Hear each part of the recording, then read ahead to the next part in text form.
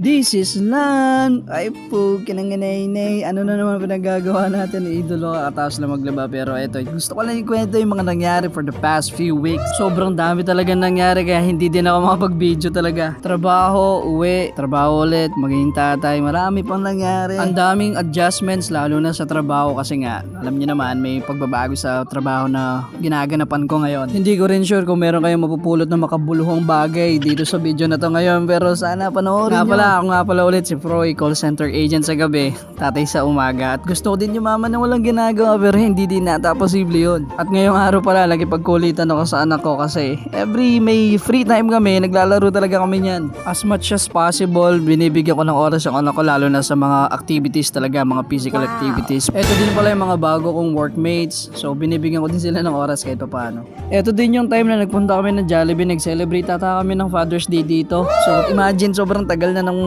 video na to. Sa mga hindi naniniwala na anak ko to, ayan yung proof. Carbon copy, idol. Katapos nga ng celebration na yan, pasok ulit. Siyempre, alam niyo naman, masipag tayong pumasok. Ito din ata yung video na nagpa-practice ako para sa judge showcase ko dun sa Gen Squad choreo competition. Sa mga hindi nakakalam, choreographer din ako, nagja-judge din ako, nagtatabulate din ako ng scores. Wow. Ito na din yung araw na nandun na ako sa event. Sobrang aga ko nga na dumating, kaya yun, tumulong din ako kahit papaano, kahit pa-video-video lang. Para sa akin, sobrang ganda din ng event place kasi mala Japanese yung tema.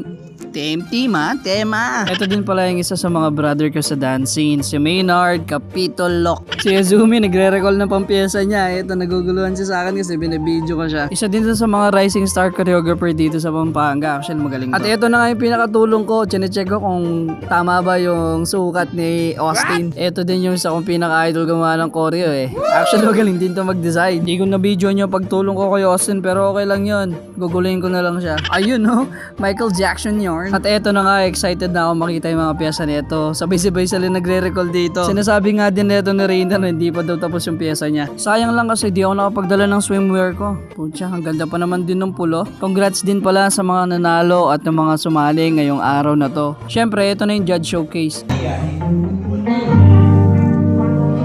I could feel the twist, no one to make it stop. The icing on your cake, the cherry.